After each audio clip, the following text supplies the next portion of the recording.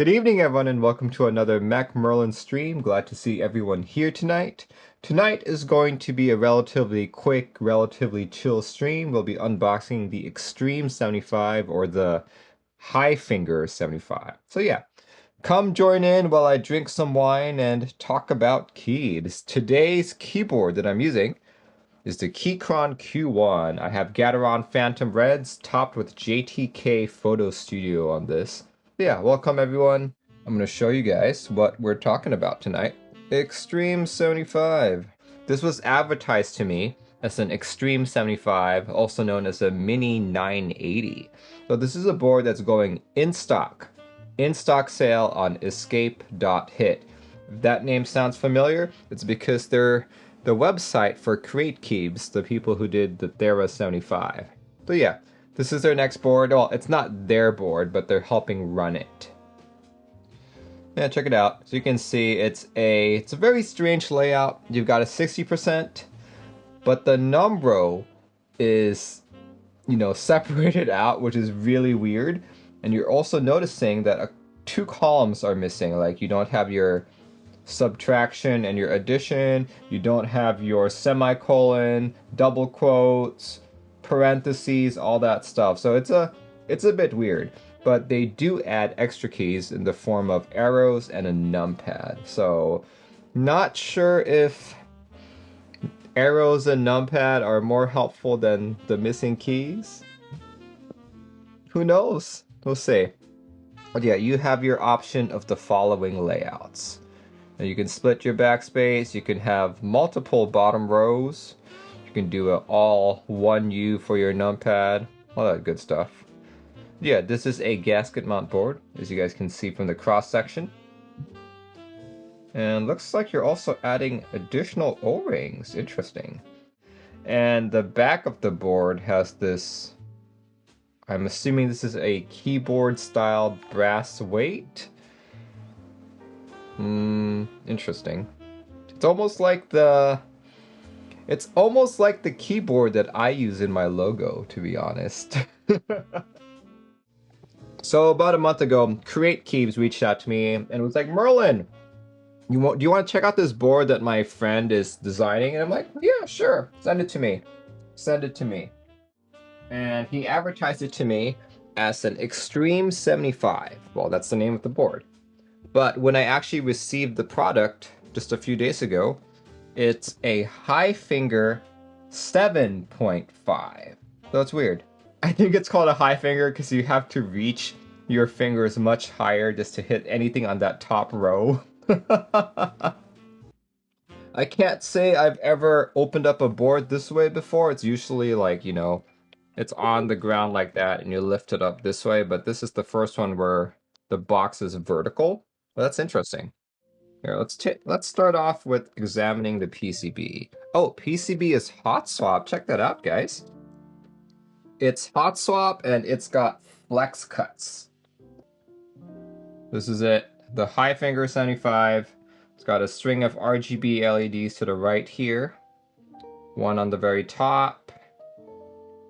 Everything looks hot swap. Right here, microcontroller is utilizing a... Oh gosh, that's really hard to read. Atmega 32U4. Is it really?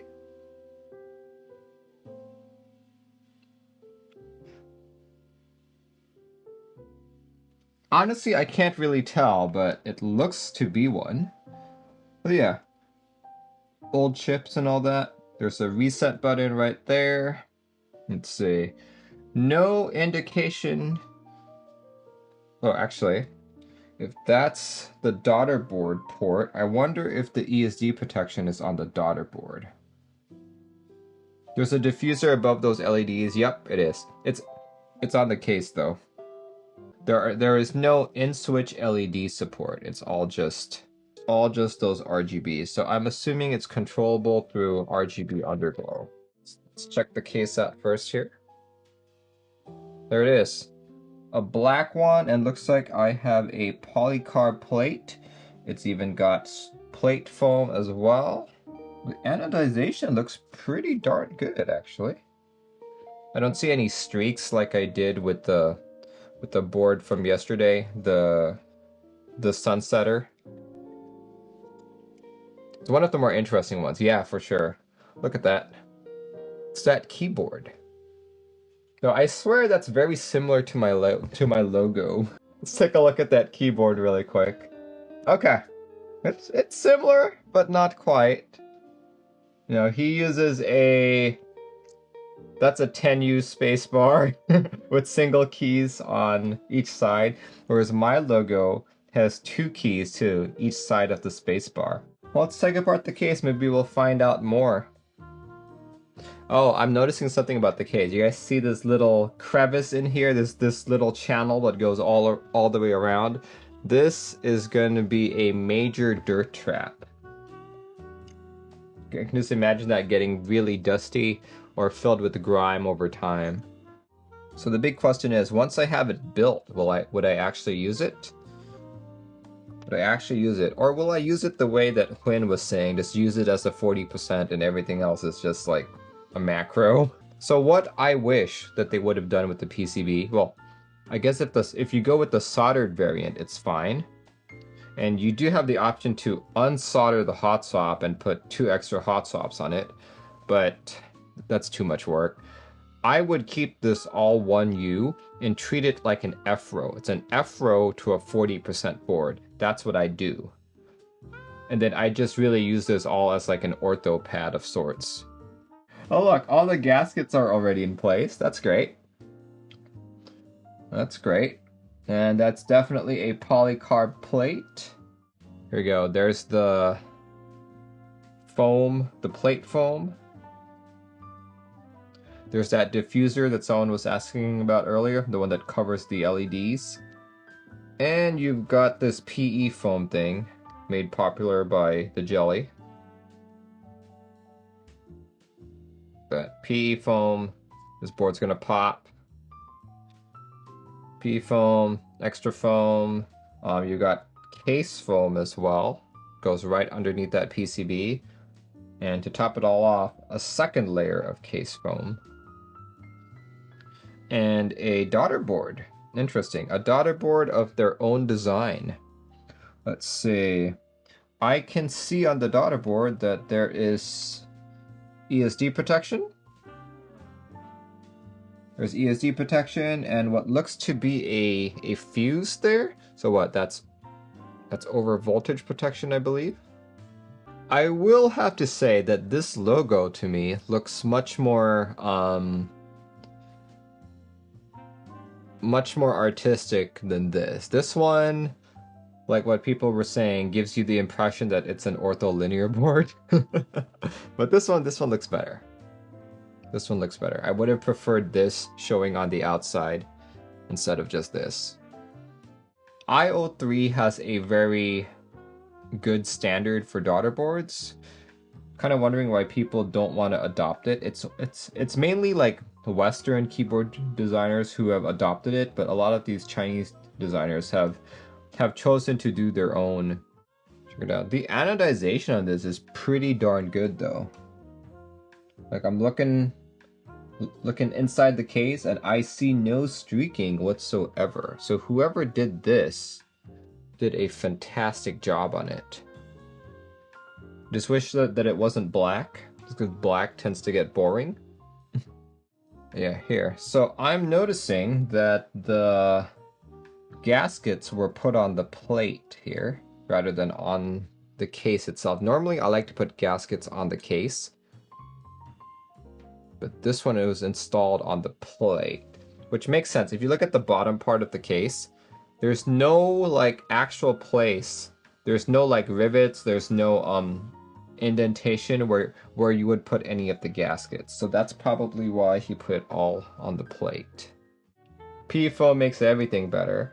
Does it, or does it make everything the same? Because I feel like it makes everything the same, which is bad for me, because the reason why I like keyboards so much is because they're all different. They all feel different. Like, sure, some can feel really bad, some can feel really good, but I like the fact that you can do whatever. like the same board built the same way. All you have to do is change like the switches or maybe the caps, can sound and feel completely different. That's what I like, right? I feel that PE foam kind of, it's kind of like a compressor, I guess, if you guys know how to edit sound. Just compresses everything, that it's all the same. You know, it's all the same. Like all the little nuances between boards tend to disappear, and it makes you focus more on the aesthetics of the board. Like I guess you could argue that's good in a sense, but for me, a board is more than just aesthetics. It's also the sound, it's the feel. Who are they targeting with this board? I have no idea. I have no idea. I think they're trying to put something out that's different, that's unique. Like this board is going to be in stock. The first 200 units, right? The first 200 units on escape.hit on October 20th. I think the people who would use this board are probably 40% users, you know, who want a little bit more keys and want something unique looking. It's just really weird. It's definitely a very strange board. Well manufactured, but strange. I almost think he should have used a lot of that manufacturing prowess and maybe thrown it into something more standard. Maybe just a regular 40, maybe an actual 980 layout, right? Or maybe a 75. 75s are big hits these days. Please don't get me wrong that I'm giving this board like a negative review of sorts. I think it's just that it's not for me, but I'm sure it's for someone out there. I'll keep stressing this. This is a very well-made board. Very, very well made. This anodization is very beautiful. It's probably one of the nicer blacks that I've ever seen. Like, okay, so what I have here, the board that I was using earlier, is my Keychron Q1. So, you know, I have not released my review for this quite yet, but comparing this anodization to this, like, okay, this is a cheap custom, right? So of course it's not going to compare to anything higher end, but the difference between this anodization and this, like with the Keychron, I can see some slight streaking here and there, but this one is immaculate. So this board is called the Highfinger 7.5. I guess when it first came out, it was called the Extreme 75. Here, I'll go paste the IC in chat again. Would like the board more if he had kept everything the same up to the arrow keys and maybe moved the numpad to the left to make it kind of like a southpaw Extreme 75. That would probably work better too. Well, anyway, I don't really have anything else to unbox tonight, but just a quick initial impressions of the Extreme 75, otherwise known as the Highfinger 7.5. Manufacturing quality is top-notch. PCB, daughter board all seem top-notch as well and has the necessary protections. My only qualm is that they don't use the IO3 daughter board. The PCB also has flex cuts, and my main concern was that the hot swaps weren't well supported, but I can see extra globs of solder, so that shouldn't be a problem either. The biggest issue with this board is the layout. Still trying to figure out who this is for. This is like a 40%. This is like a person who was upset that they had to have so many layers on their 40%. So they're like, oh, it would be great if we added another row. And then he added another row, and then he's like, it would be great if we had arrows. And then he added an arrow, then he's like, oh, I could use a numpad too. And then he was like, oh crap, I'm going away from 40s, let's just stop there. That's what this board feels like. So yeah, tune in on Tuesday, this coming Tuesday, October 20th. Yeah, I think this Tuesday is the 20th. Well, whenever the 20th is, I will be building this board. So tune in then. But yeah, thanks guys for joining in. I know this was a very quick stream. I don't normally stream on Thursday, so it was nice showing this off. Well, my next stream will be this Saturday. I will be building the Sunsetter R1. I know it may be controversial to some people, but this is a customer's board, so I will be building the customer's board. Alright folks, I will see you when I see you. Have a good rest of your week, and good night.